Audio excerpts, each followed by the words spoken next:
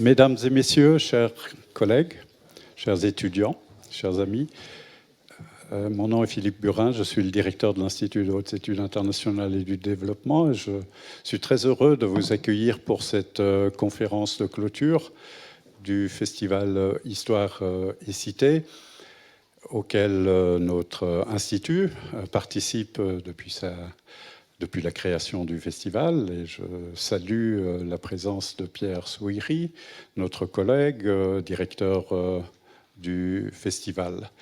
Et je passe la parole immédiatement à Michel Jeanneret, professeur émérite de l'Université de Genève et directeur du Bodmer Lab, peut-être qu'il nous expliquera ce qu'est le Bodmer Lab, et qui nous présente un conférencier que j'ai un très grand plaisir de voir dans nos murs, puisque comme ancien étudiant d'histoire et ancien disciple d'un de vos collègues, Bronislaw Bachko, et de Jean Starobinski, j'ai eu un énorme plaisir de découvrir tout un pan de l'histoire de la civilisation européenne à travers vos travaux.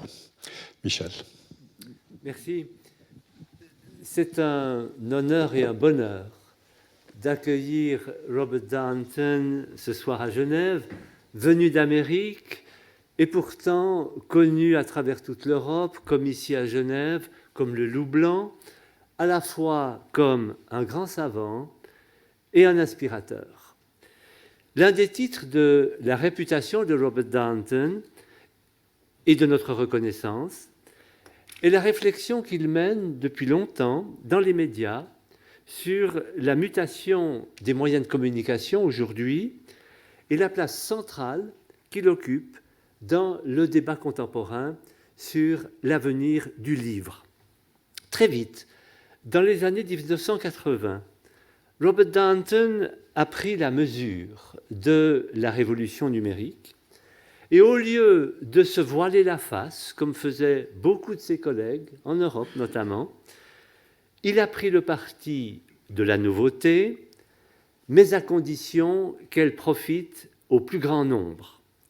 Et c'est ainsi qu'il a joué un rôle de pionnier, un rôle décisif dans la création de la Digital Public Library of America, une immense banque de données qui réunit les ressources numériques de centaines de bibliothèques et de musées américains, qui les met à la disposition du public et qui, comme tel, est devenu un modèle pour le monde entier.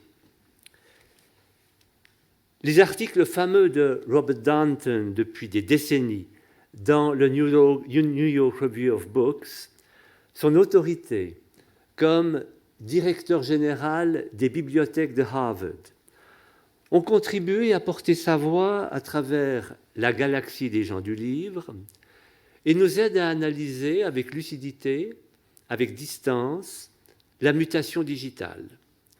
Et si le Bodmer Lab, qui était mentionné tout à l'heure, partage avec le festival Histoire et Cité le privilège de cette invitation, c'est qu'il travaille justement à mettre la numérisation au service de la recherche en sciences humaines à partir de l'immense fonds déposé à la Fondation Martin Bodmer de Colonie, et qu'il peut compter précisément avec Robert Darnton comme conseiller scientifique sur des conseils éclairés et généreux. Mais aujourd'hui, c'est l'historien surtout que nous accueillons, le 18e, le grand spécialiste de l'histoire intellectuelle et sociale des Lumières. Il est connu, vous le savez, grâce à une vingtaine de livres, la plupart traduits en français, sur l'histoire des idées, l'histoire des mentalités du XVIIIe siècle. Des recherches qui explorent surtout la face cachée, le versant obscur des Lumières, comme les croyances populaires, la vie quotidienne dans les bas-fonds de Paris, la pensée subversive des écrivains bohèmes, tout ce malaise et cette inquiétude souterraine qui ont conduit à la Révolution. Ce bouillonnement d'idées, Robert Darnton le saisit en interrogeant entre autres la circulation et l'influence des livres ou des périodiques dans différentes couches sociales. Et l'un de ces classiques, qui le rapproche de nous en Suisse, c'est l'étude des immenses archives de la Société typographique de Neuchâtel, un atelier d'imprimerie qui inondait la France de libelles subversifs, de livres clandestins, qui alimentaient la dissidence. Il va en être question tout à l'heure. Des enquêtes très pointues, donc, par un virtuose de la recherche dans les fonds d'archives, mais un homme qui est aussi un conteur de grand talent, un de ceux trop rares qui aiment partager et propager leurs découvertes avec le grand public. Si jamais un savant a contribué au rapprochement de l'histoire et de la cité, c'est bien lui, et je lui donne la parole.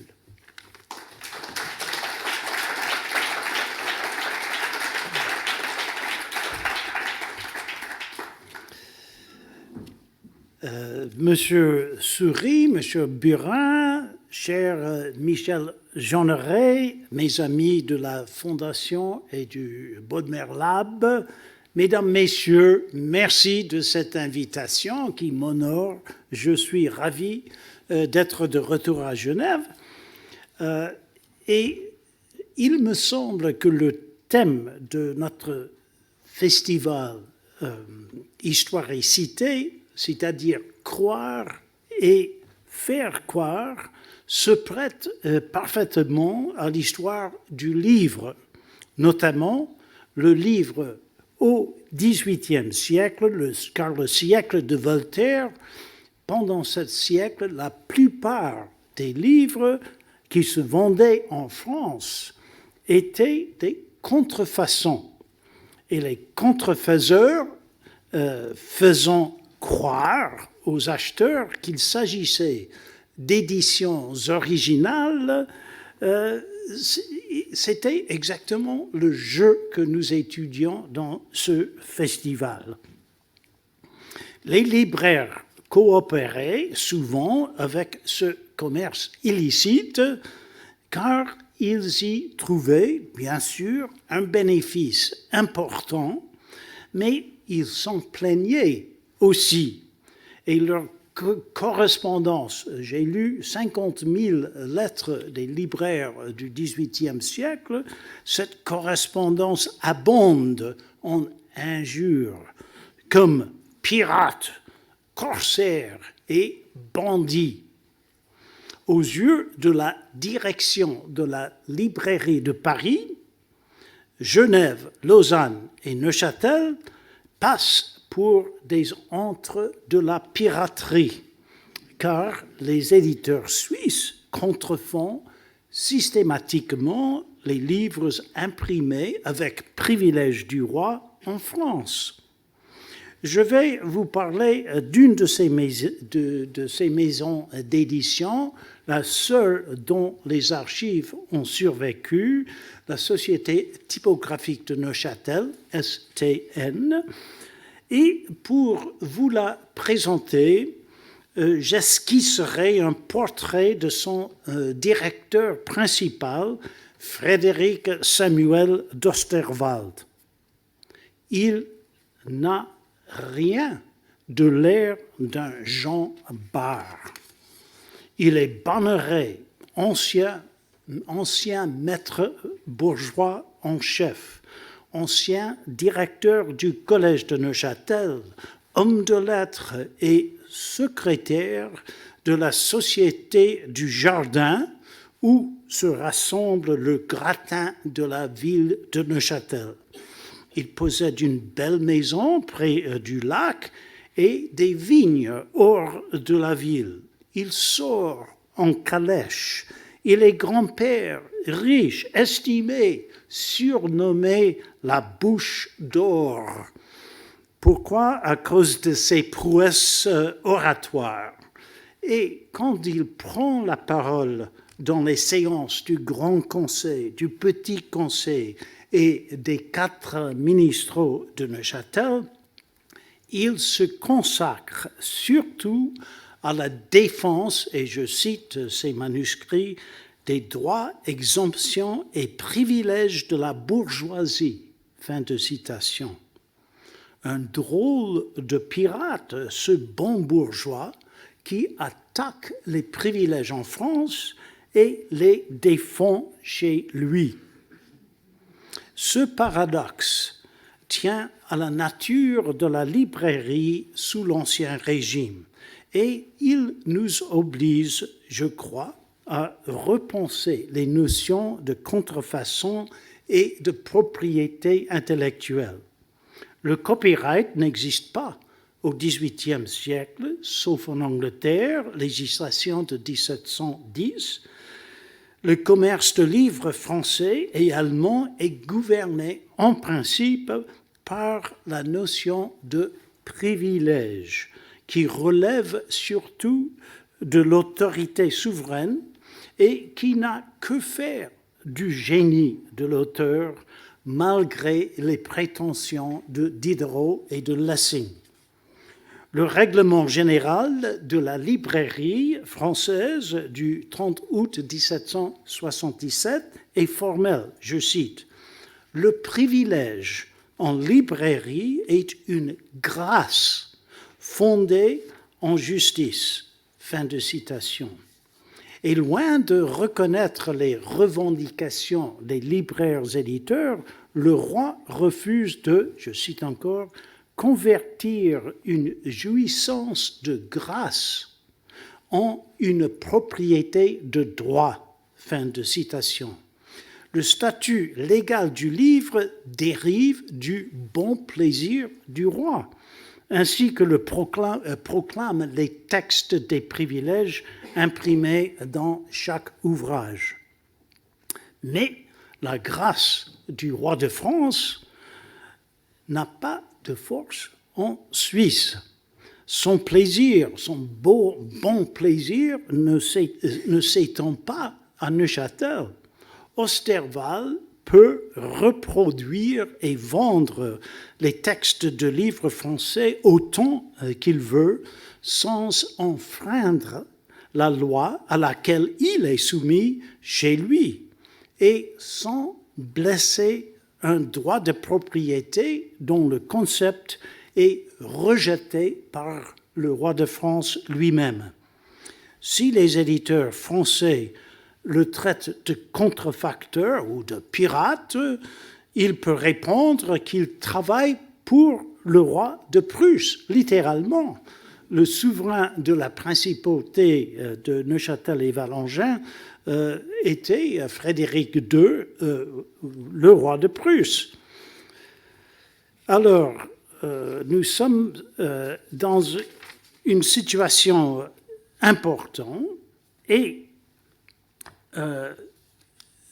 heureusement, on peut voir l'aspect économique et intellectuel de cette industrie de contrefaçon qui était véritablement une industrie importante.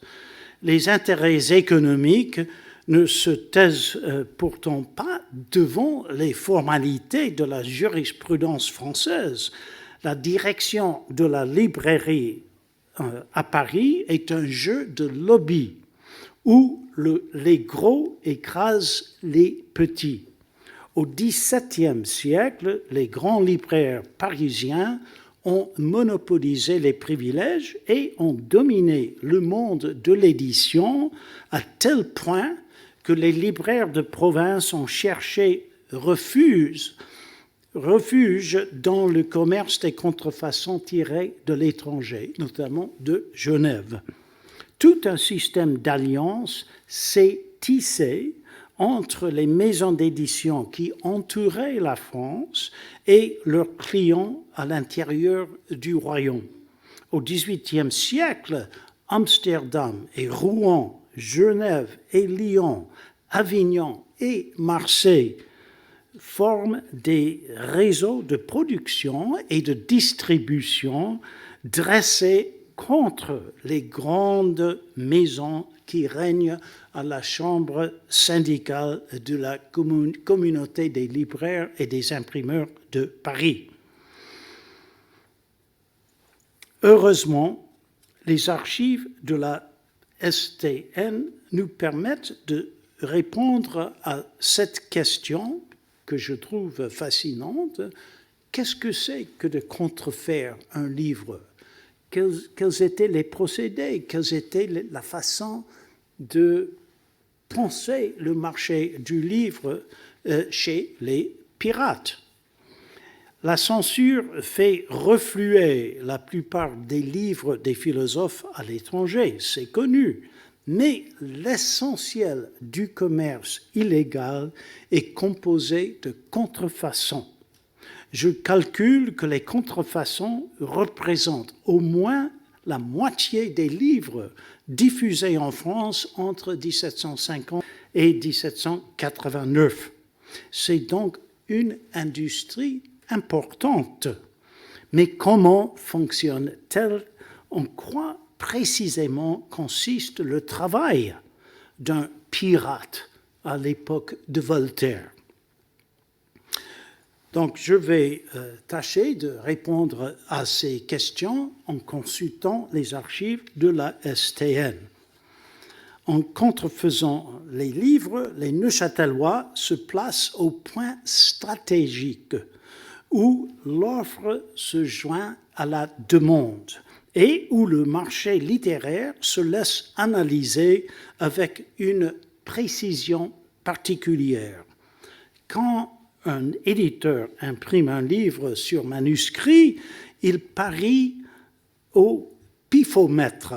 Mais quand il réimprime un ouvrage qui existe déjà, il peut se renseigner sur sa vente, sur le nombre d'éditions déjà parues et même sur celles envisagées par ses concurrents grâce à des informateurs bien placés.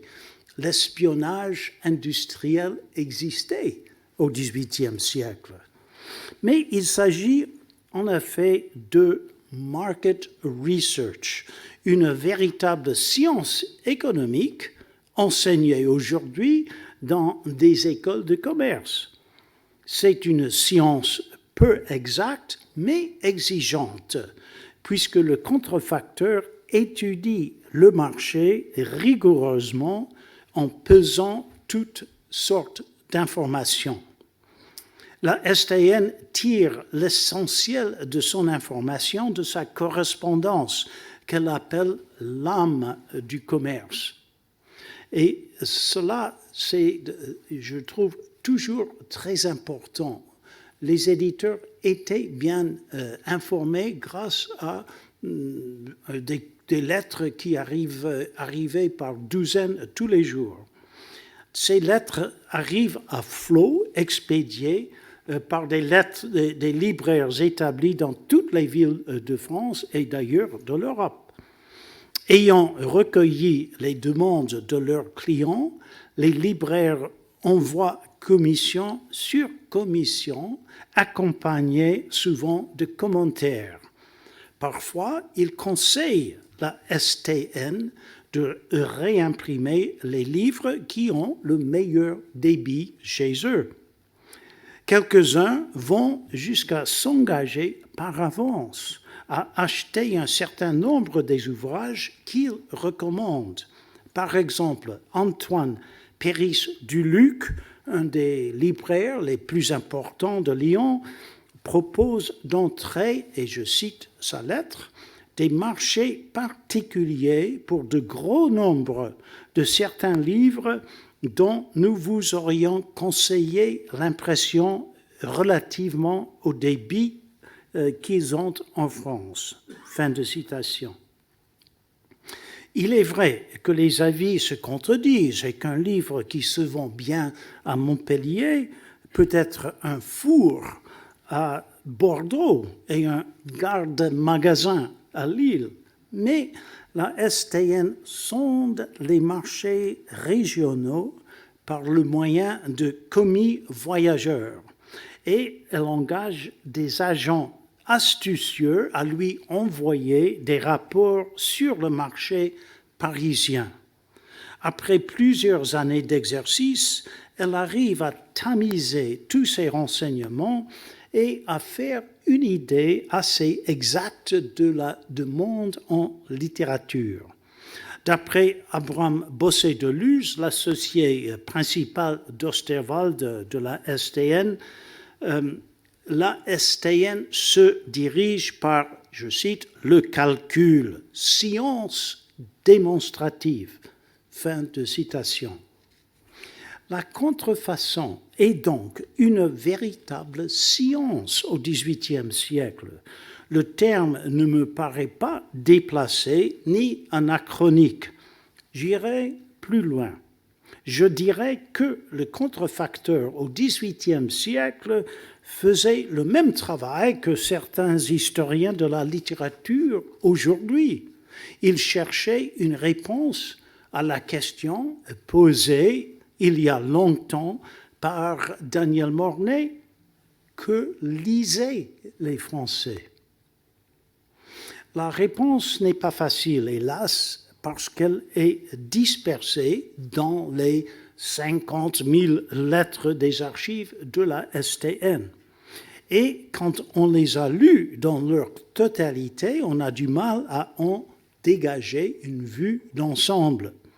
Mais certains dossiers ouvrent une perspective révélatrice, puisqu'ils nous permettent de suivre le dialogue entamé entre le contrefacteur et le libraire qui lui sert de conseiller.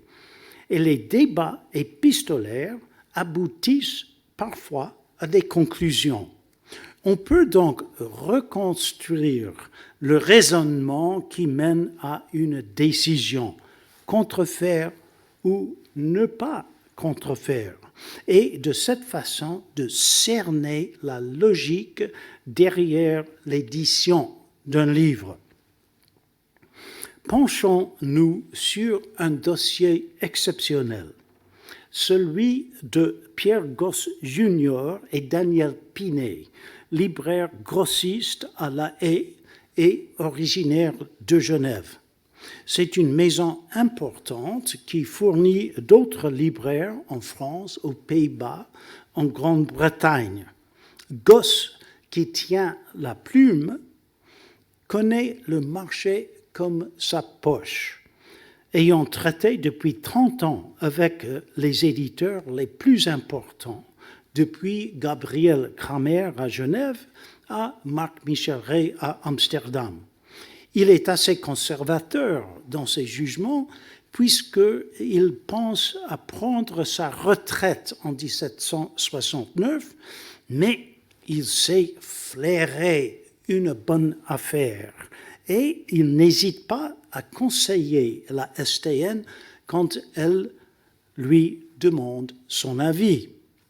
Osterwald le fait régulièrement parce qu'en 1769, lors de la fondation de la STN, il n'est qu'un novice dans le métier d'éditeur. Il a besoin du conseil d'un libraire chevronné et aussi d'un client qui peut commander par centaines d'exemplaires. Aussi amorce-t-il sa demande avec un appât. Si Gosse acceptait d'acheter les livres de la STN en nombre, elle lui donnerait l'exclusivité de la vente de ces livres à prix réduit pour les Provinces-Unies, les Pays-Bas autrichiens et la Grande-Bretagne. Gosse ne rechigne pas et il en résulte non seulement une alliance commerciale, mais aussi un dialogue confidentiel où l'on peut distinguer les éléments les plus importants dans la stratégie d'un contrefacteur. Car Osterwald parle de ses projets avec une franchise qu'on rencontre rarement dans les lettres d'affaires. Voici par exemple une demande typique tirée d'une lettre en date du 4 octobre 1770. C'est un peu long, mais je vais la citer pour que vous flairiez le ton de la correspondance.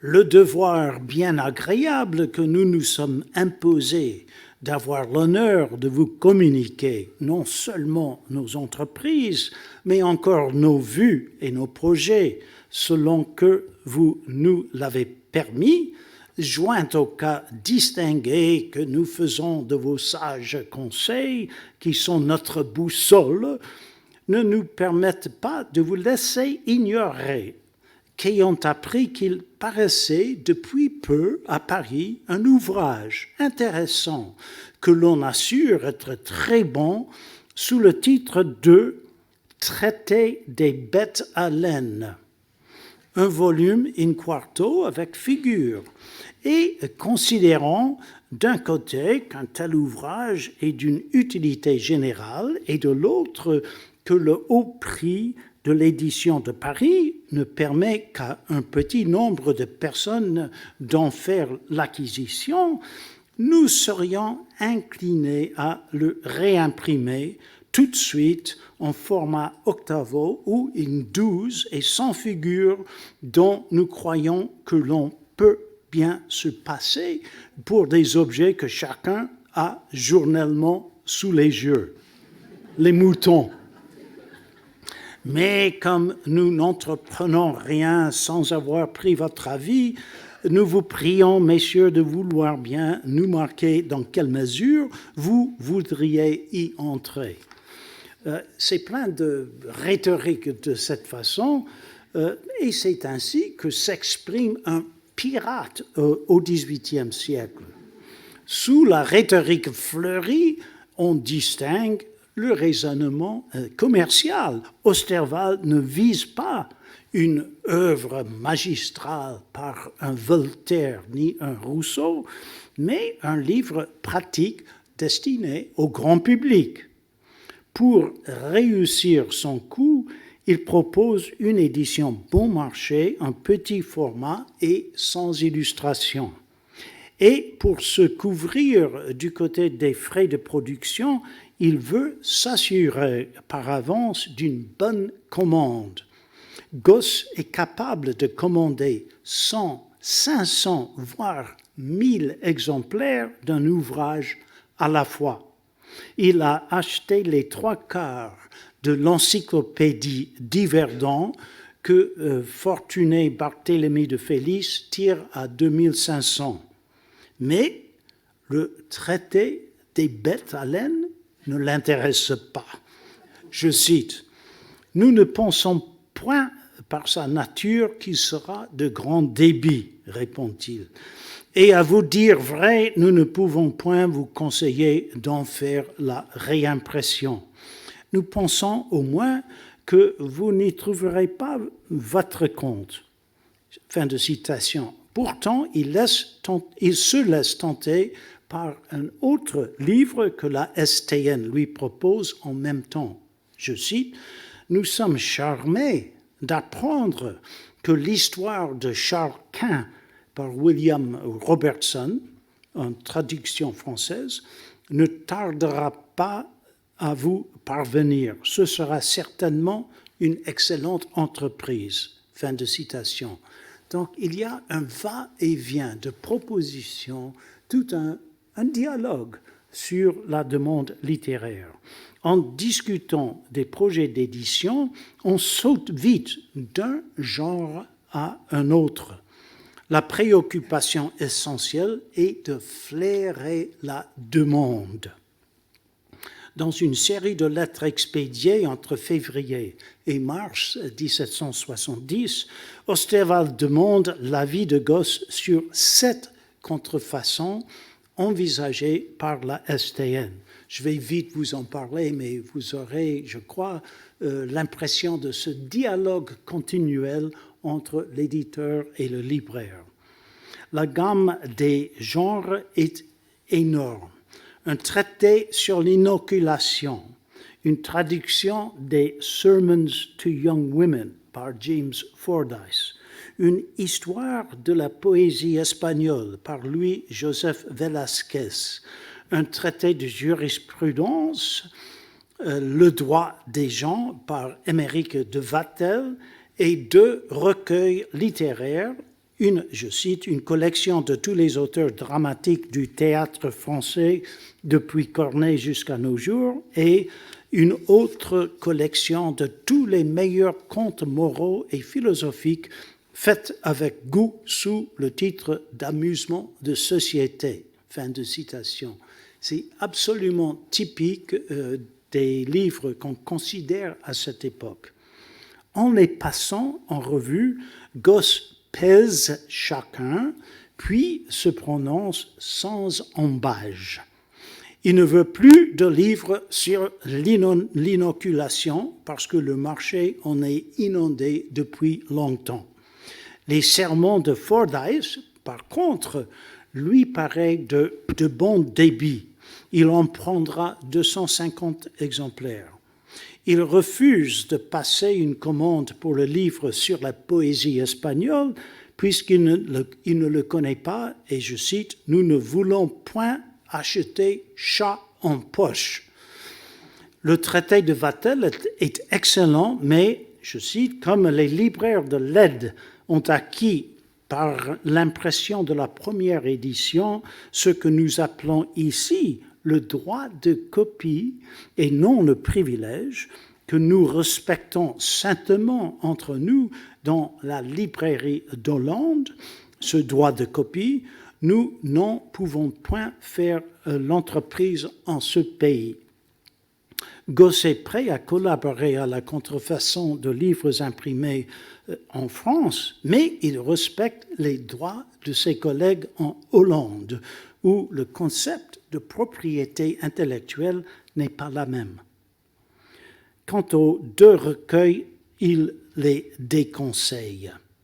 Je cite, « L'on vient de donner à Liège une jolie édition en 10 volumes, petits indus des meilleurs contes en vers et en prose. 2 éditions d'un tel ouvrage seraient trop. Ainsi, messieurs, nous vous conseillons d'en renoncer. On a donné en ce pays plusieurs recueils des pièces de théâtre et aucun ne s'est bien vendu. Nous ne pouvons donc point encore conseiller d'en faire l'entreprise.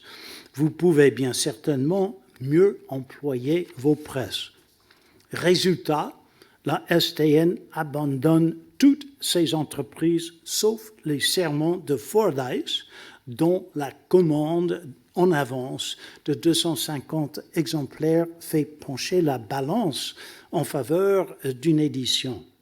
Puis Osterwald continue à lancer des projets de contrefaçon.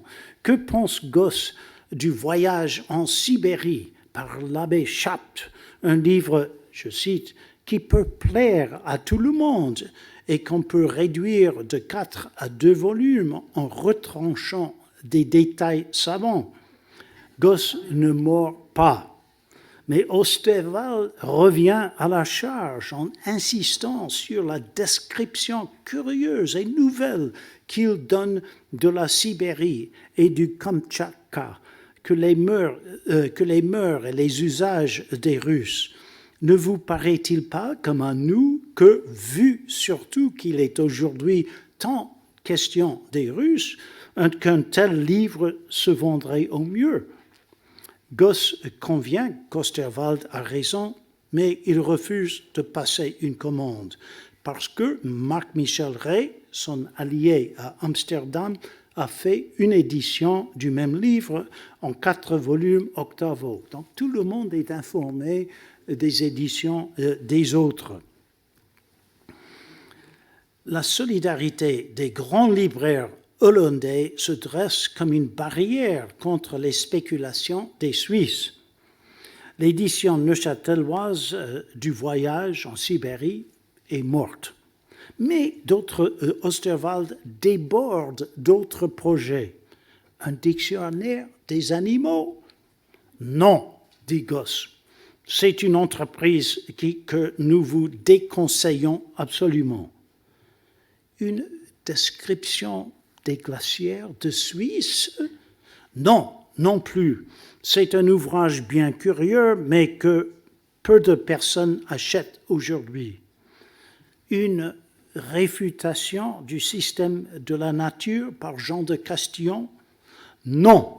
Gosse s'est déjà fourni de l'édition de Berlin qui s'est mal vendue et il n'en veut plus puisque, je cite, « nous jugeons suivant notre débit ». Fin de citation. Le voyage autour du monde par Bougainville, je cite, une très bonne et excellente entreprise, prononce Gosse, mais il ne prendra que 50 exemplaires parce que, je cite, la librairie va si mal aujourd'hui partout par la misère des temps. Une histoire du maréchal de Saxe et le supplément au roman comique ou vie de Jean Monnet, directeur des troupes de comédiens. Non, non et encore non. Je cite, ce sont de ces ouvrages qui ne se vendent aujourd'hui que dans la première nouveauté et dont il ne convient point de remplir nos magasins. Fin de citation. Gosse semble peut-être excessivement négatif, Monsieur Veto. Au contraire, pourtant, c'est un libraire astucieux qui délie sa bourse aussitôt qu'il sent une bonne affaire. Le problème existe du côté d'Osterwald, qui est un homme de lettres, certes, mais un débutant comme éditeur. Ainsi qu'il l'avoue lui-même, je cite, « Nous ne sommes encore peut-être qu'apprentis », écrit-il en janvier 1771. Gosse, par contre, est un professionnel qui connaît bien le marché et qui en parle d'une façon strictement commerciale. Je cite, « Il est très nécessaire, messieurs, aujourd'hui, de suivre le goût du siècle, le goût du public dans les entreprises. Messieurs les savants s'y trompent très souvent. Un libraire qui a du débit juge plus sûrement du goût du public qu'un savant puisse le faire. » Fin de citation. Comme savant, moi-même, je prends très au sérieux l'avis de Gosse de La Haye. D'ailleurs, il existe beaucoup de problèmes du côté de la production, parce qu'en 1770 et 71, l'atelier des Neuchâtelois est encore en rodage. Ils n'ont pas encore un pro-expert, une équipe bien assortie d'ouvriers, des fontes de bonne qualité. Les directeurs ne savent pas se défendre contre les fourberies innombrables des papetiers. Ils ne connaissent pas tous les secrets de la mise en page à la française. Puis encore, ils ne réussissent pas à organiser le travail pour que les livres paraissent en même temps le temps convenu, c'est-à-dire avant les contrefaçons des concurrents. En fin de compte, c'est le temps qui détermine le succès d'un contrefacteur, car la contrefaçon est une course contre la montre. Gosse le dit clairement dans ses plaintes à Osterwald, je cite, « Les ouvrages que vous nous proposez, messieurs, sont bien sûrement bons et excellents, mais nous vous dirons franchement que les ouvrages que vous contrefaites sur Paris nous viennent trop tard.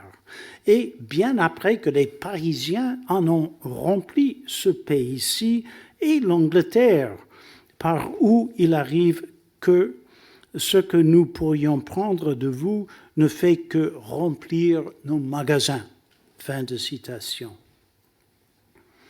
Pour mieux cerner le jeu de tous ces facteurs, la demande, les problèmes de production, la concurrence et le temps, on peut étudier de plus près l'histoire d'une contrefaçon particulièrement intéressante, l'édition neuchâteloise des questions sur l'encyclopédie de Voltaire, telle qu'elle paraît dans la correspondance de Gosse et de la STN.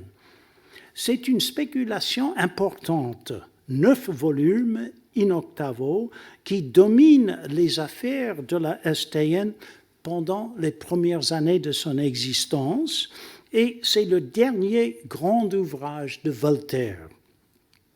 En l'annonçant à Gosse en mars 1770, Osterwald lui fait comprendre que la STN ferait une première édition imprimée sur le manuscrit fourni par Voltaire lui-même. Ébloui par cette nouvelle, Gosse répond par une lettre qui, au contraire des lettres déjà citées, respire l'enthousiasme d'un libraire devant la perspective d'un best-seller, je cite.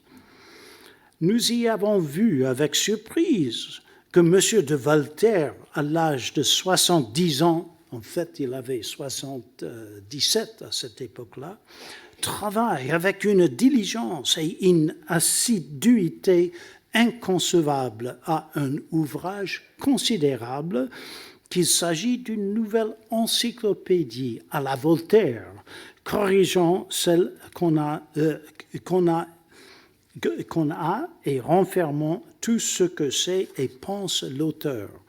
Vous souhaitez, monsieur, savoir ce que je pense d'une telle entreprise, à quoi j'ai l'honneur de vous répondre que c'est une entreprise d'or et que jamais de la vie la société n'en pourra point en faire une si bonne ni meilleure.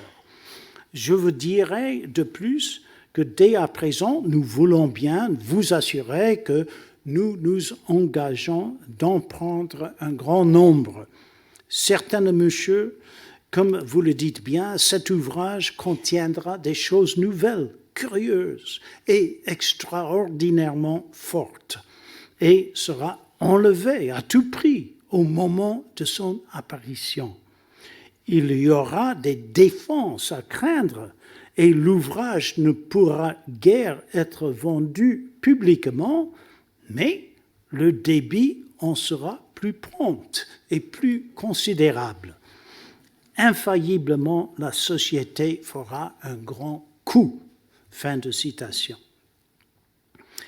Il s'agit pourtant d'une contrefaçon de l'édition originale que Gabriel Cramer est en train de mettre sous presse à Genève. Osterwald se garde bien de mentionner cet aspect de l'affaire, puisqu'il veut que Gosse s'approvisionne à Neuchâtel. Mais il ne ment qu'à demi, parce que Voltaire se prête à ce jeu. Au début de mars, Osterwald s'est rendu à Ferney en quête de copies. À cette époque, Voltaire ne cherche plus à tirer de l'argent de ses livres, mais connaissant parfaitement toutes les fourberies des éditeurs, il n'hésite pas à les mettre au profit d'une cause qui lui tient à cœur. Répandre les lumières, écraser l'infâme. Il accepte donc de remettre à la STN un texte des questions sur l'encyclopédie, corrigé et augmenté d'après les épreuves de Cramer, pourvu que la manœuvre se fasse discrètement et sans que l'éditeur genevois en sache quelque chose. Voltaire est prêt, pour ainsi dire, à se contrefaire lui-même. C'est une manière de multiplier l'impact de ses écrits tout en renforçant leurs audaces par des retouches qu'il peut plus tard désavouer. Et par-dessus le marché, il propose que la STN publie une nouvelle édition de toutes ses œuvres complètes en 40 volumes in octavo. les détails de cet arrangement n'apparaissent que petit à petit dans les lettres expédiées par Osterwald à Gosse. En avril, il demande l'avis du libraire sur la rentabilité d'une nouvelle édition des œuvres complètes de Voltaire. Voici la réponse de Gosse. Tout ce qu'on a déjà vu, c'est Osterwald qui parle. Tout ce qu'on a déjà vu sera retouché, diverses pièces éparses seront rassemblées et un grand nombre d'autres qui n'ont point encore paru seront tirées du portefeuille même de l'auteur qui désire rendre complète cette édition. Vous avez bien raison, monsieur, d'être surpris qu'un homme de lettres âgé de 77 ans puisse encore travailler 12 heures et au-delà chaque jour dans son lit avec une application, une présence d'esprit et un ton de gaieté admirable, écrivant, causant et dictant tout à la fois, entouré de livres et de papier. Cela passe les forces ordinaires de l'humanité et il faut l'avoir vu pour pouvoir le croire. Fin de citation. Une belle description de Voltaire au travail, juste à côté d'ici. Mais Gosse a déjà vu tant d'œuvres complètes de Voltaire que la perspective d'une nouvelle édition ne l'enthousiasme pas. Voici sa réponse. Cela ne finit point. L'édition in quarto de M. Cramer n'est pas encore achevée. Voilà M. Grasset et compagnie, François Grasset de Lausanne, qui travaille déjà à une nouvelle édition in octavo. Pour moi, je pense qu'il faut que vous commenciez d'abord par l'ouvrage en question, les questions sur l'encyclopédie, de prendre tout pour une nouvelle édition de toutes ces œuvres qu'il voudra vous donner, mais qu'il convient d'être prudent et de ne commencer cette édition qu'après sa mort. N'ayant plus d'autres éditions plus complètes à craindre après la vôtre, vous ferez la meilleure entreprise qu'on ait jamais faite dans la librairie et bien certainement, nous pourrons vous en prendre un nombre bien considérable. Fin de citation. J'ai trouvé beaucoup de lettres de libraires qui souhaitent la mort de Voltaire.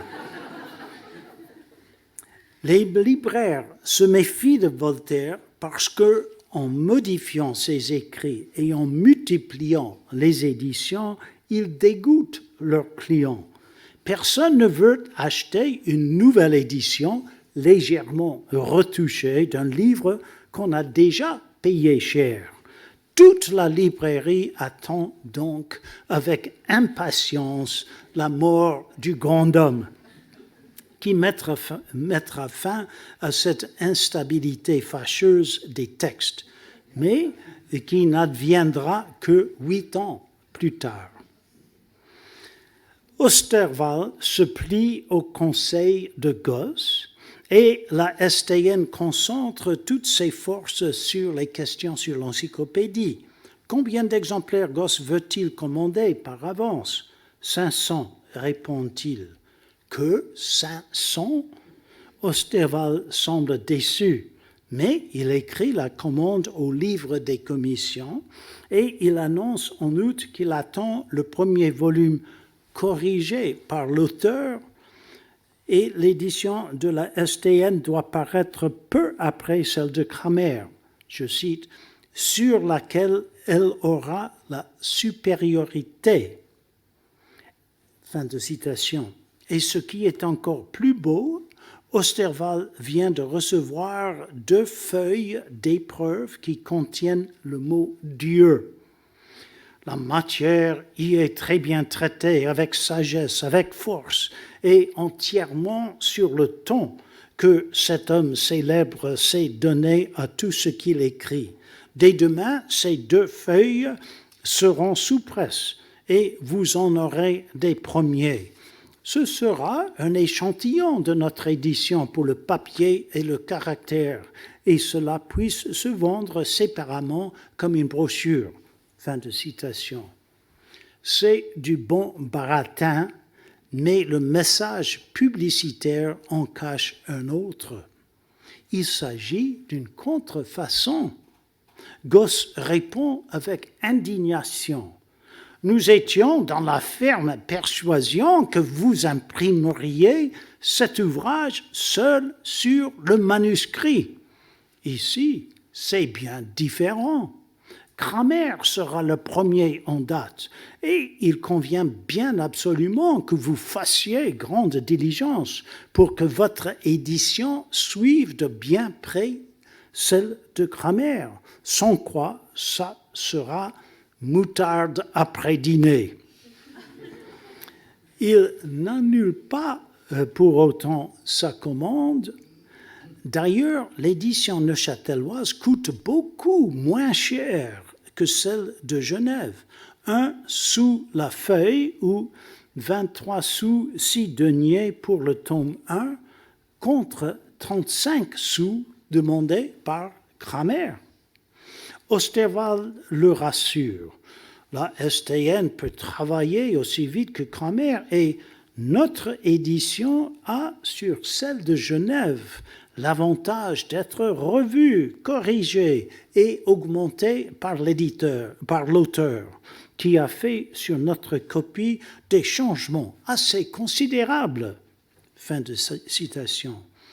D'ailleurs, Cramer a, je continue, a, dit-on, placé toute son édition à Paris.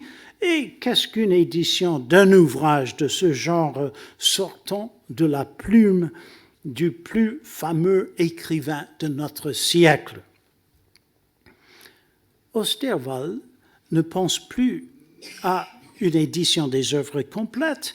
Il a déjà de quoi s'occuper avec la production des questions, car l'atelier typographique, toujours en rodage, marche mal. Et plusieurs ouvriers le quittent pour trouver de meilleures conditions à Lausanne et à Genève. Enfin, après 13 semaines de travail assidu à la casse et à la presse, la STN termine le premier volume et l'expédie le 9 décembre par l'intermédiaire de Luc Preiswerk, son commissionnaire à Bâle. La route du Rhin est efficace, malgré un excès de péage, mais les 2 balles ne sont pas encore à La Haye 6 semaines plus tard, quand les tomes 1 et 2 de Cramer sont déjà en vente chez d'autres libraires en Hollande. Gosse est furieux, ils se sont joués, et quant à la brochure Dieu, il en fait peu de cas. Je cite, « Cette brochure n'étant que de 2 feuilles, ne manquera point d'être d'abord contrefaite par quelques jeunes libraires de ce pays. » C'est-à-dire que la contrefaçon se pratique à plusieurs niveaux. À côté des grandes entreprises à l'échelle du marché international, les petits libraires contrefont les petits ouvrages, les nouveautés en termes du métier, en vue du débit sur des marchés locaux. Il y a donc des contrefaçons, des contrefaçons, des contrefaçons. Le terme paraît peut-être déplacé dans le cas des questions, parce que Cramer ne paie pas de droit d'auteur à Voltaire et, loin de posséder un droit exclusif de reproduire le texte, il n'a pas reçu d'autorisation à le publier. Le consistoire de Genève ira jusqu'à le censurer en mars 1772 à cause des impiétés du livre, tandis que Voltaire, de son côté, ironise, je cite, « permis à tout libraire d'imprimer mes sottises vraies ou prétendues à ses risques, périls et fortunes ». Fin de citation. Donc Voltaire se moque de tout ce jeu de contrefaçon. Mais Voltaire se sent lié moralement avec son éditeur, Cramer, à Genève, et il refuse de se compromettre avec lui en collaborant ouvertement à une contrefaçon. D'ailleurs, il n'hésite pas à utiliser le mot en écrivant à Cramer, je cite, « On ne vous contrefera point quand vous aurez pris vos mesures, et vous pourrez mettre au second tome un avis qui discréditera les contrefaçons. » Fin de citation. En fait, Cramer sait parfaitement qu'il sera contrefait. Il ne vise qu'à écrémer la demande par une première édition, car l'important dans cette sorte de commerce est d'arriver le premier au marché. C'est pourquoi Gosse se plaint tant du retard dans les envois de la STN. Osterwald répond aux plaintes par une lettre pleine d'excuses et en même temps il envoie des réprimandes à Preiswerk, le commissionnaire à Bâle, car le tome 1 n'est pas encore arrivé à La Haye au début de mars, presque 3 mois après son expédition de Neuchâtel. Heureusement, l'imprimerie commence à fonctionner correctement à cette époque et Osterwald parle du métier de contrefacteur avec une certaine fierté. Nous sommes fermement résolus d'un côté de rendre nos réimpressions égales autant que possible quant au format, papier et caractère aux éditions originales et d'un autre côté de nous arranger toujours de manière que nos ouvrages soient achevés et puissent paraître au temps proscrit et convenu, ce que de fréquentes désertions d'ouvriers nous ont quelquefois empêchés de faire précédemment. Fin de citation. Au printemps de 1771, grâce à de nouveaux arrangements avec les voituriers, les bateliers et les commissionnaires, les expéditions vont mieux, non seulement par le Rhin, mais aussi à travers le Jura, direction Lyon, où la veuve Réguillat reçoit 500 exemplaires des 3 premiers volumes en juin. Mais dès que les problèmes sont en train d'être résolus du côté de la distribution, une difficulté surgit du côté de la production. La copie n'arrive plus. Pour déjouer les contrefacteurs, Cramer a décidé de livrer plusieurs volumes à la fois, gagnant ainsi du temps pour la vente de son édition pendant que ses concurrents sont occupés par la production des leurs. Il retient donc les tomes 1, 2 et 3 et les expédie ensemble aux libraires, ses clients, qui peuvent les débiter bien avant l'arrivée des tomes imprimés à Neuchâtel et ailleurs, car le bruit court qu'on prépare des contrefaçons à Lausanne, à Amsterdam et à Berlin.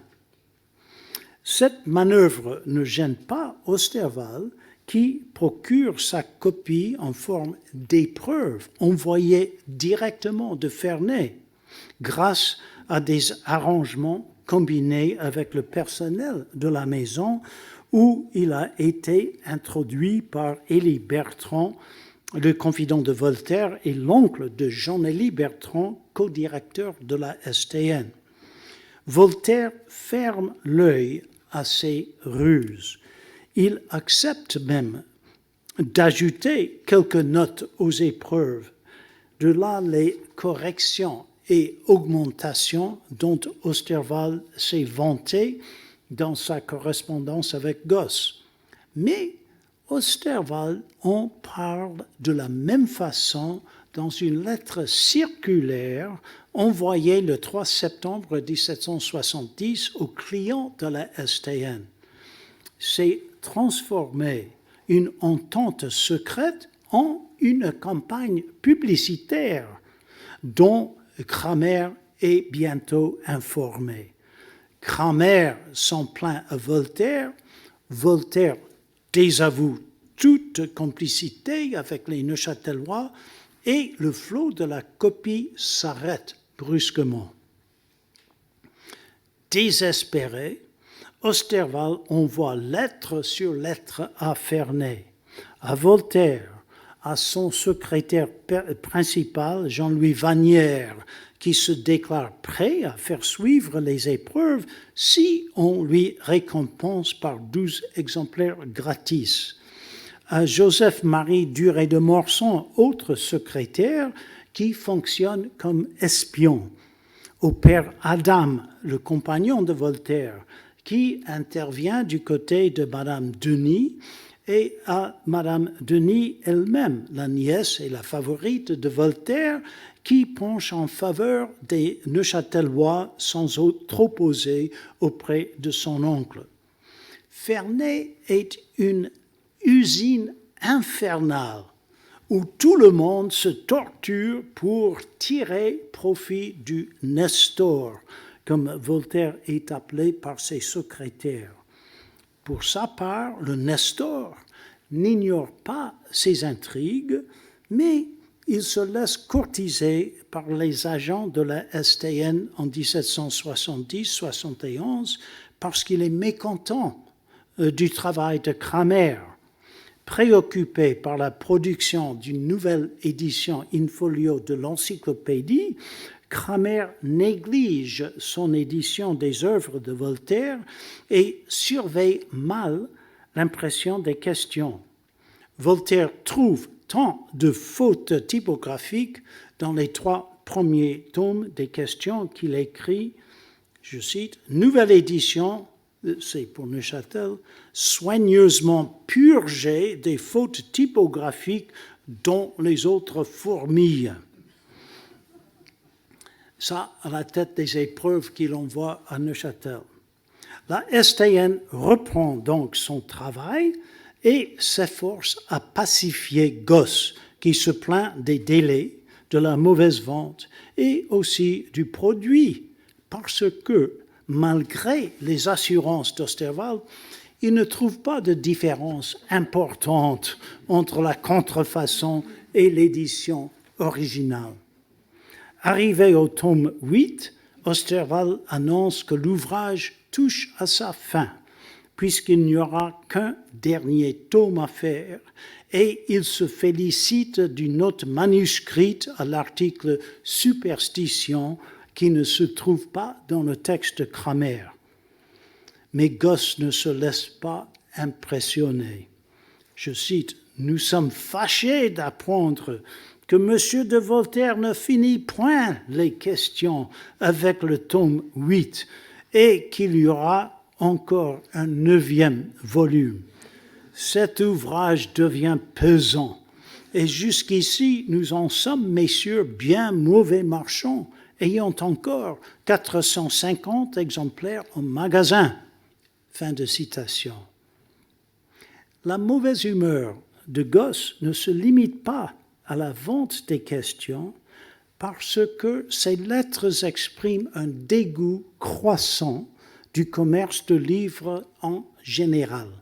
En mai 1772, il annonce qu'il va prendre la retraite.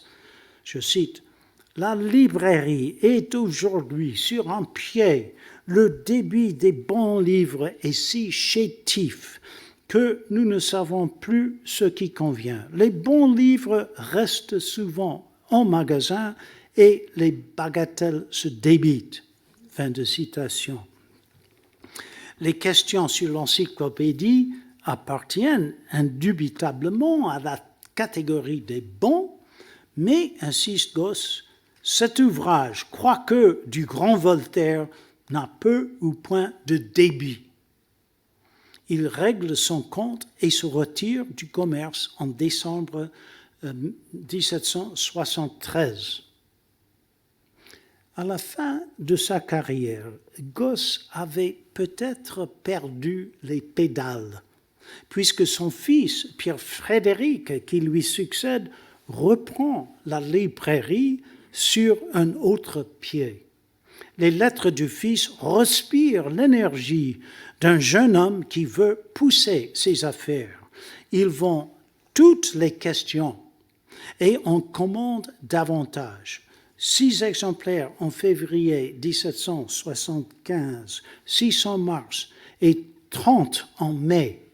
La demande pour le livre ne s'est donc pas épuisée, malgré les jérémiades de Gosse, père, et l'édition des contrefaçons reste rentable, très rentable jusqu'en 1789. J'arrive donc à ma conclusion. Loin d'être une activité marginale poursuivie par des aventuriers rocambolesques, la piraterie des livres est une industrie importante, menée avec soin par des professionnels qui étudient le marché de façon systématique et qui l'approvisionnent d'après une connaissance profonde des lois de l'offre et de la demande. La contrefaçon est une science appliquée, et c'est à son application que les Français doivent l'essentiel, plus que la moitié, je pense, des livres en circulation à la veille de la Révolution. Je vous remercie de votre attention.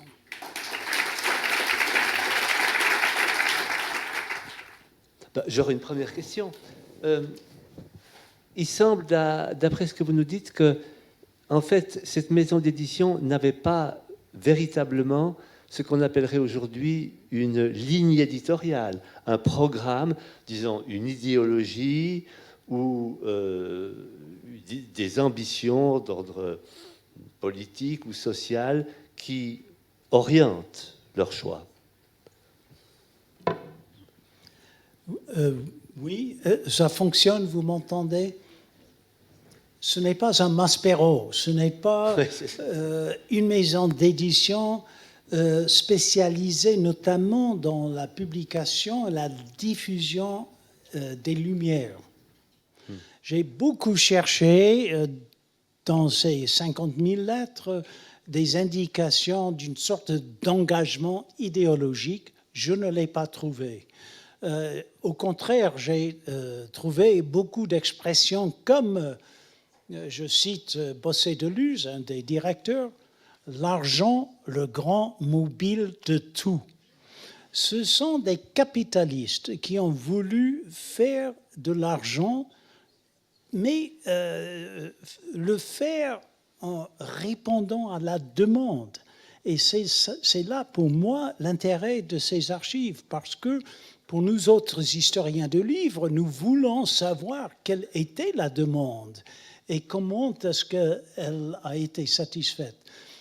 Il y avait peut-être des exceptions dans le cas de Marc-Michel Rey d'Amsterdam, n'est-ce pas, l'éditeur de Rousseau.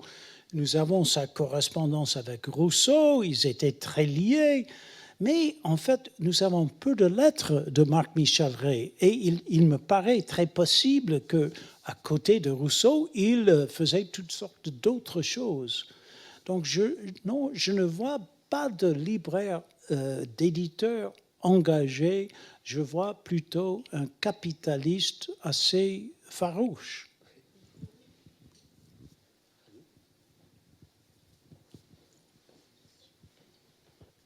Merci. Vous avez dit qu'il y avait une différence de prix entre l'édition Kramer et l'édition de la STN, une différence considérable. Est-ce que quand aujourd'hui on regarde des objets qui sont d'un éditeur ou de l'autre, est-ce qu'on observe une différence de qualité, par exemple au niveau du papier ou du filigrane? Oui, la différence économique était de toute première importance. D'abord, le papier coûtait moins cher en Suisse, aussi aux Pays-Bas. Deuxièmement, dans sa sagesse, l'administration française a mis un impôt sur le papier en France. Donc le papier coûtait beaucoup plus cher et j'ai fait des calculs sur les coûts de manufacture. Le papier représente 50% des dépenses pour la manufacture du livre, beaucoup plus que le travail des typographes et des compositeurs. Dans le cas de l'encyclopédie, le papier représentait les trois quarts du prix de manufacture. Ça, c'est le papier. Puis, l'éditeur original payait l'auteur. Il n'y avait pas de droit d'auteur dans le sens moderne du mot, mais normalement, l'auteur touchait une certaine somme, et si c'était un auteur connu, la somme pouvait être assez importante. Le contrefaiseur ne payait pas l'auteur. Et j'ai cité des lettres, je ne sais pas si vous avez remarqué ces détails, mais Osterwald insiste sur la simplicité de ses éditions. Un papier passable, mais pas luxueux, une impression sans illustration.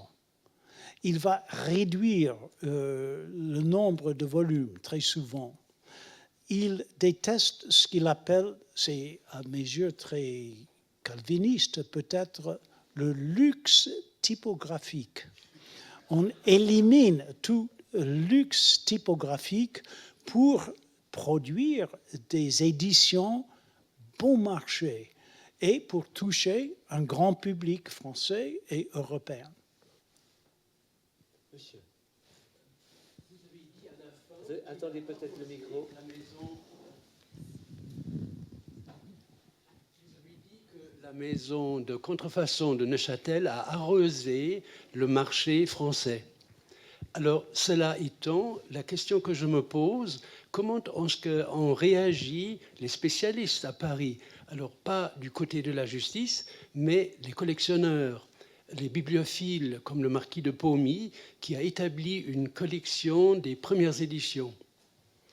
Très belle question, et comme vous savez sans doute, les premières éditions sont très contestées. Les experts ne sont pas d'accord, c'est très difficile de les reconnaître.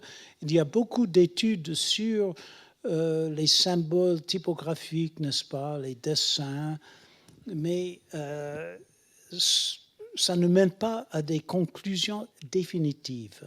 Les dates sont fausses, les adresses sur les pages de titres sont fausses. Tout est faux, puisque c'était le jeu même. Nous pouvons reconnaître quelques premières éditions d'ouvrages célèbres, les lettres persanes, etc. Mais je vois un marché totalement différent du marché actuel. Je m'explique. Aujourd'hui, une maison d'édition veut gagner de l'argent avec quelques best-sellers qui subventionnent les autres publications. Et dès qu'on fait un coup en édition, on imprime beaucoup, on sort le livre en livre de poche, etc. Au XVIIIe siècle, c'était le contraire. Au lieu d'une édition d'une seule maison, il y avait une vingtaine d'éditions de contrefaiseurs qui travaillaient en même temps. Et alors, nous, quand nous allons dans nos bibliothèques, nous sommes en face de beaucoup de versions, souvent très différentes, d'ouvrages connus. Et c'est ça qui rend le livre du XVIIIe siècle encore plus intéressant, puisqu'il y a des différences à l'infini.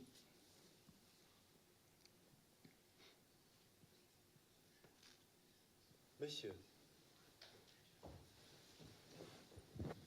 Oui, j'avais deux questions un peu sur la différence entre Neuchâtel et Genève. Tout d'abord, est-ce que ça a changé la donne de travailler dans un territoire du roi de Prusse, du point de vue diplomatique par rapport à la France, et du point de vue interne par rapport à la protection des, disons, des imprimeurs établis? Ça changeait quelque chose par rapport à Genève d'être justement dans un territoire comme celui de Neuchâtel? Oui. Mais comme vous savez, les éditeurs genevois avaient pas mal de difficultés à cause de la politique genevoise au XVIIIe siècle. Donc, bien des imprimeurs ont été persécutés pour avoir imprimé des pamphlets en faveur des natifs ou du Grand Conseil contre le Petit Conseil, etc.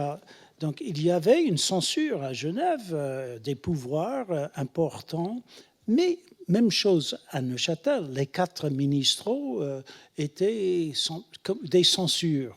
Seulement, Osterwald lui-même était un des chefs du gouvernement. Il était très bien placé. Il avait décidé, Dieu sait pourquoi, de faire une contrefaçon du système de la nature. Donc, l'ouvrage le plus osé de point de vue athéisme. Et les autres directeurs de la ville de Neuchâtel ont découvert que l'athéisme a été publié à Neuchâtel même. Et un des autres directeurs était un membre de la classe vénérable des pasteurs. Alors ça posait problème. Et effectivement, Jean Bertrand, le pasteur, a été expulsé de la classe vénérable.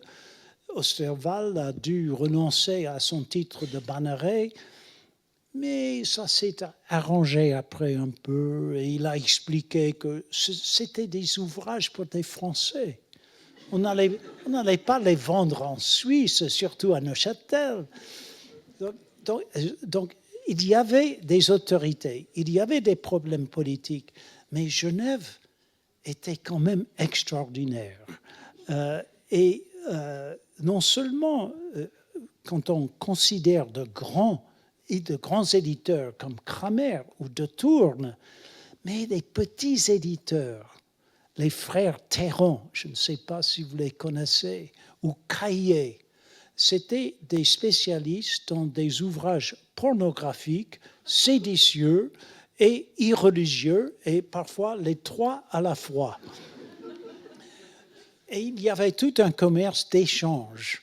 Ça, c'est pas bien connu des historiens du livre, mais si on imprime une édition de 1000 exemplaires, ce qui était typique, on troquait 100, 200, 300 exemplaires contre des exemplaires de la même valeur, on comptait en feuilles d'impression, d'une maison alliée.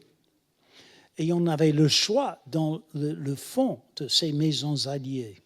Alors, la Société typographique de Neuchâtel troquait 2 feuilles d'une contrefaçon assez innocente, Comte Moreau de Marmontel, contre Thérèse Philosophe, imprimée à Genève, 2 feuilles contre une, où on négociait parfois. Théron troquait 2 feuilles d'un ouvrage pornographique contre 3 d'une contrefaçon normale. Il y avait tout, c'était très, très étudié. Et ils se connaissaient tous, on faisait des voyages, ils se visitaient, etc.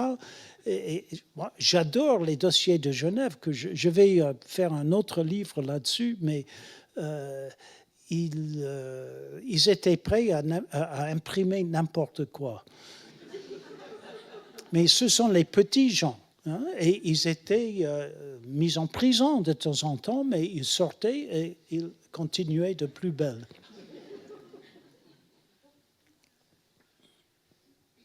Oui, madame.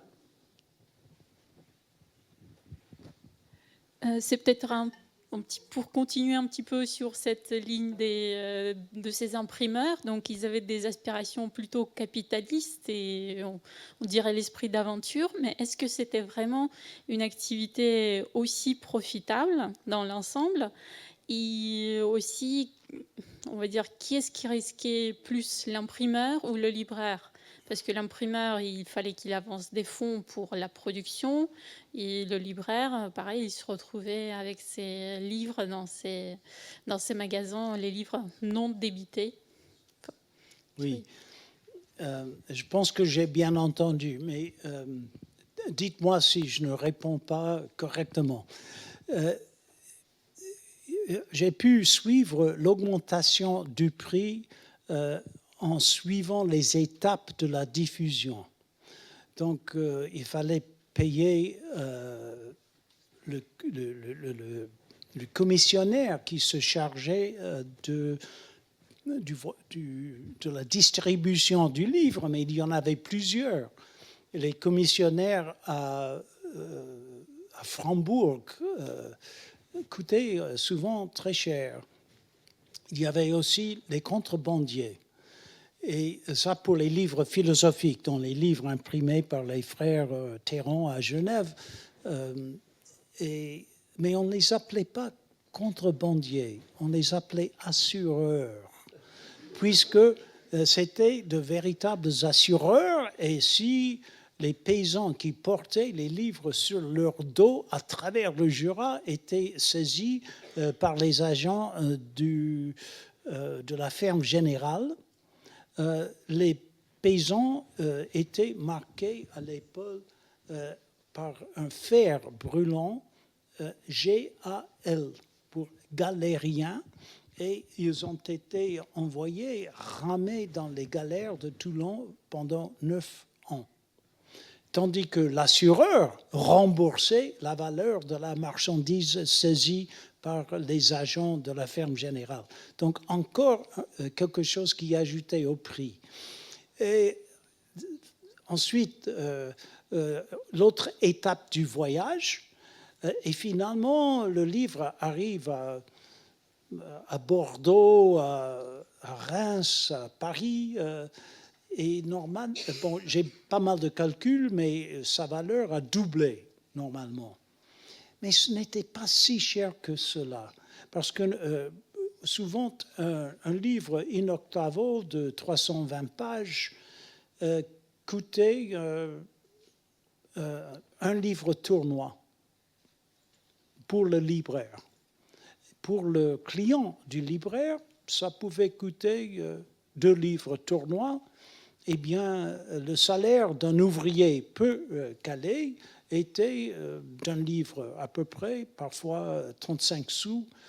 Donc, les gens du peuple, les travailleurs, les ouvriers ne pouvaient pas se permettre d'acheter des livres, mais les artisans assez calés, oui, ils pouvaient les acheter. Donc, j'ai fait beaucoup d'études sur les clients des libraires. Malheureusement, je ne les trouve pas de façon systématique parce que la correspondance ne concerne que les libraires et les éditeurs. Mais ils mentionnent souvent leurs clients et je suis convaincu qu'il s'agissait pas d'un grand public dans le sens moderne du mot, mais un public formé de médecins, d'avocats, de prêtres, beaucoup de prêtres, des hommes de l'administration, pas mal de nobles, les notables, bref. Quelques négociants, mais peu de marchands. Donc, commercialement, ça allait très bien. Surtout au milieu du XVIIIe siècle. C'était l'âge d'or du livre, de la contrefaçon, etc. Mais je crois pouvoir prouver qu'il y avait comme une crise économique à la fin des années 70 et 80.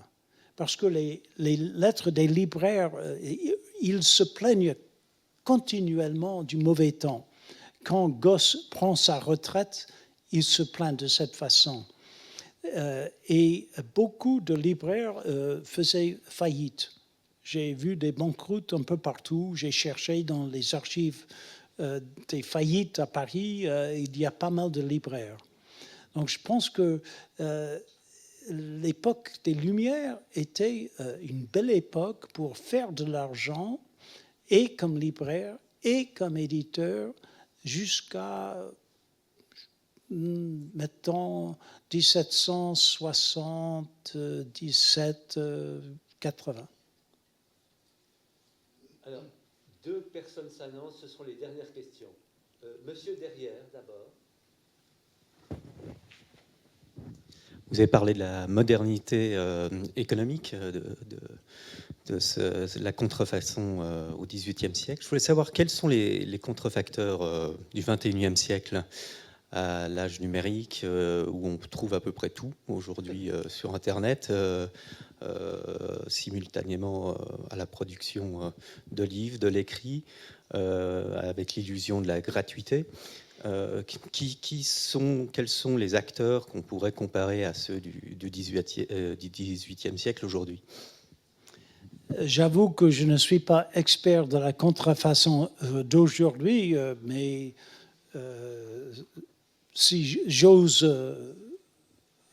parler de cela sans prétendre d'être expert, il y avait bien sûr Hong Kong et Chine qui contrefaisaient de tout jusqu'à il y a 15 ans. Et aujourd'hui, les Chinois sont très corrects en ce qui concerne les livres, du moins pour l'achat des droits. J'ai 8 livres en chinois. Ils ne paient pas beaucoup, mais quand même, ils respectent le droit d'auteur. Mais ça, c'est pour le livre imprimé. Pour Internet et les nouvelles, alors là, c'est la loi du jungle, je crois. Et on a fait des études sur le soi-disant, quel est le terme, le mur électronique de la Chine, le grand mur électronique. Et nous sommes assez bien renseignés sur leur technique de manipuler la diffusion des messages par Internet, et aussi des techniques des usagers d'éviter les contraintes, une sorte de jeu de chat et de souris. Mais je pense finalement que la censure au niveau d'Internet et des actualités, des nouvelles, est assez efficace, et même très efficace en Chine. Sans parler d'autres pays, c'est très compliqué. Mais pour le livre, je suis assez surpris de savoir à quel point les Chinois s'intéressent aux livres, aux traductions et à l'histoire du livre, qui est très enseignée maintenant en Chine. Ce n'est peut-être pas une réponse à votre question.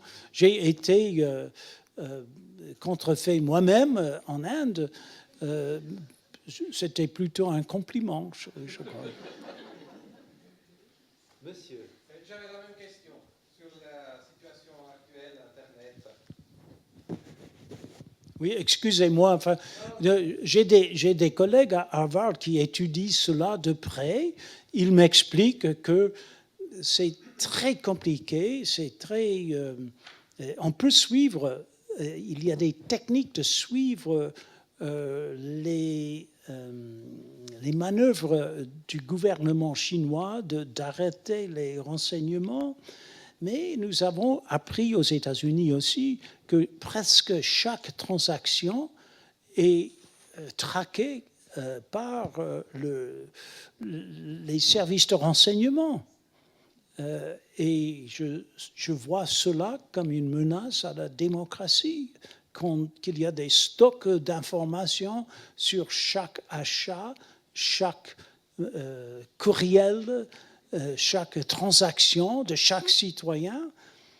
Je trouve que c'est un véritable danger. Donc je ne dis pas, oh, les Chinois qui refusent la liberté de la circulation des renseignements, j'ai bien des soucis pour les pays de l'Ouest et notamment pour les États-Unis. Nous arrivons au terme de cette conférence. Merci à Robert Darnton d'avoir répondu si aimablement à vos questions. Et puisque le Festival Histoire et Cité arrive ce soir à son dernier événement avec la conférence de clôture, Pierre Souiri, qui en est le directeur, va dire pour terminer quelques mots.